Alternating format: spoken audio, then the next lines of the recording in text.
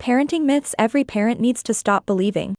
Have you ever wondered if some of the parenting advice you've been following is actually making life harder? What if some of the most common parenting beliefs are simply myths? Today, we're uncovering the parenting myths that could be holding families back, and what really works instead. Whether you're a first-time parent, a grandparent helping raise grandchildren, a foster parent, or anyone caring for kids, you've probably received a lot of advice over the years.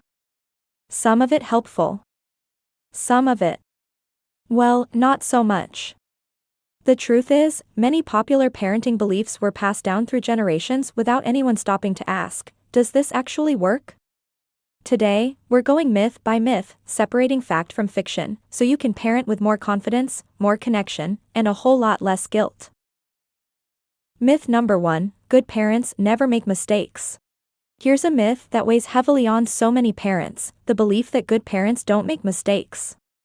That somehow, if you're doing it right, you'll never lose your temper, forget a permission slip, or say the wrong thing. But the truth is, every single parent makes mistakes. Everyone. It's not a sign of failure, it's a sign of being human. What matters isn't perfection, it's repair. When you apologize to your child, when you say, I'm sorry I yelled, I shouldn't have, and I'm working on it, you're teaching them something powerful. You're showing them that relationships can heal, that accountability matters, that growth is lifelong. Research in child development consistently shows that children who experience healthy repair after conflict develop stronger emotional resilience and secure attachments. So let go of the impossible standard, your children don't need a perfect parent. What they need is a real one. Myth number 2, strict discipline creates better behaved children. For generations, many families operated under the belief that strict, fear-based discipline was the key to raising well-behaved kids. If they fear the consequences, they'll behave. And yes, fear can create short-term compliance. But here's what the research tells us, harsh, punitive discipline often leads to increased anxiety, lower self-esteem, and ironically, more behavioral problems over time. Children raised with authoritarian discipline may obey when someone's watching, but they haven't internalized the values. They're not making good choices because they understand why, they're just avoiding punishment.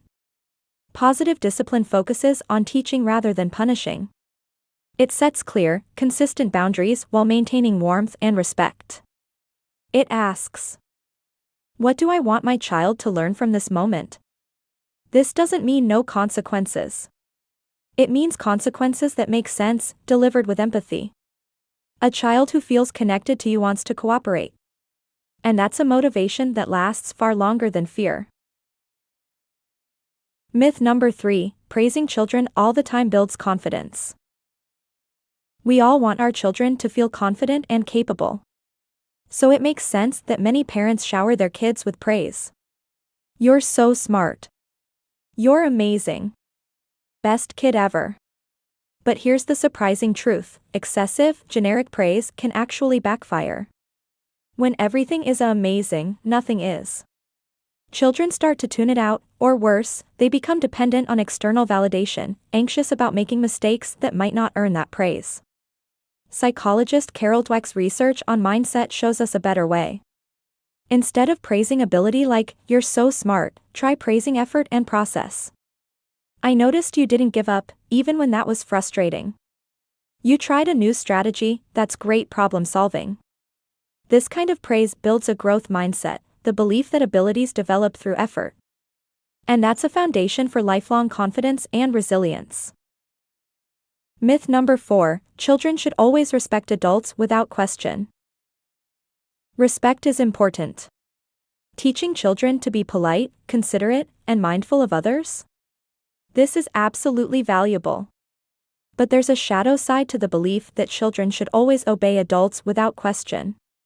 What I mean by that is, when we teach our children that adult authority is absolute, that they should never push back, never say no, we can unintentionally put them at risk. Children need to learn that their voice matters. That they can say, I don't want a hug right now, even to a relative. That they can question something that doesn't feel right, even if it comes from an authority figure. This isn't about raising disrespectful children. It's about raising children who understand healthy boundaries, both giving and receiving respect. We can teach kids to be kind, polite, and respectful while also teaching them that their body is their own, their feelings are valid, and their safety matters most. Now let's pause for a minute and ask ourselves if any of these myths are sounding familiar. These beliefs have been passed down through generations. The good news? Every day is a chance to try something new. Let's keep going. Myth number 5, good parents spend every minute with their children. There's a quiet pressure many parents feel, especially in the age of social media, that they should be engaged with their children every waking moment. Constantly reading, playing, teaching, or enriching their child. But here's what gets lost in that pressure: quality matters far more than quantity. 10 minutes of truly present, connected time, making eye contact, listening actively, playing together without distractions, often has more impact than hours of only partially paying attention. And here's the other truth: parents need self-care. You cannot pour from an empty cup. When you take time to recharge, whether that's exercise, a hobby, time with friends, or just a quiet cup of coffee, you're modeling healthy boundaries. Your children also benefit from independent play. It builds creativity, problem-solving, and self-reliance. You don't have to entertain them every second. Balance is not just okay, it's essential. Myth number 6, siblings should naturally get along. If you have more than one child, you've probably had this thought. Why can't they just get along? The bickering. The competition. She's looking at me, from the back seat. Here's the reality: sibling conflict is completely normal. In fact, it's one of the earliest, and safest, places children learn to navigate disagreement. Through sibling squabbles, children practice negotiation, compromise, asserting their needs, and managing frustration, all with people they love and will know their entire lives. That doesn't mean you should ignore serious aggression or let conflict escalate. But instead of immediately solving every dispute, try coaching them through it. What could you both do so this feels fair? The sibling relationship is often the longest relationship of their lives. So, a little conflict along the way is just part of the journey. Myth number 7, boys and girls need completely different parenting approaches. Boys will be boys.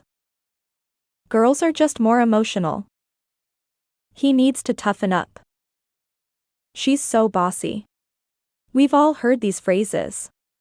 Many of us grew up with them. But developmental research tells a different story.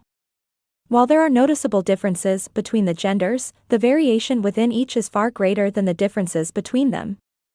In other words, personality, temperament, and individual needs matter far more than gender alone. When we rigidly parent based on gender stereotypes, we risk limiting our children. Boys need to express emotions just as much as girls. Girls benefit from physical risk-taking and assertiveness just as much as boys. The best approach? Get to know your individual child. What are their interests? Their temperament? Their needs? That's the foundation for effective parenting, not assumptions based on whether they're a boy or a girl. Myth number 8, if a child misbehaves, the parent has failed. Few things trigger parental shame faster than a child's public misbehavior. The tantrum in the grocery store. The defiant no in front of relatives. The call from school.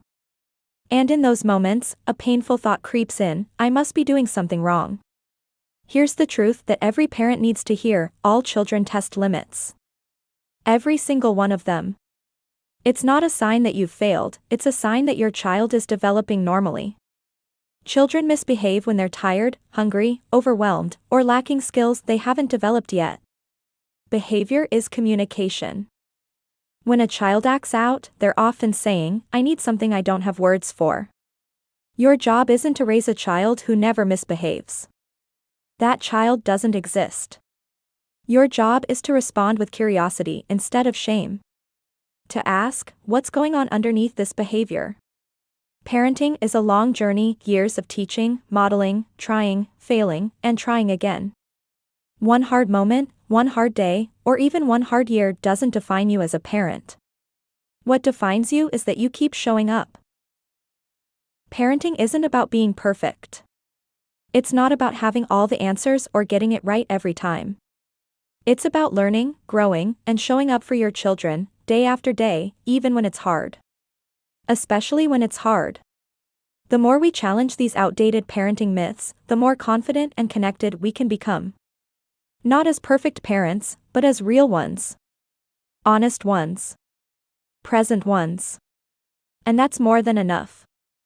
That's everything.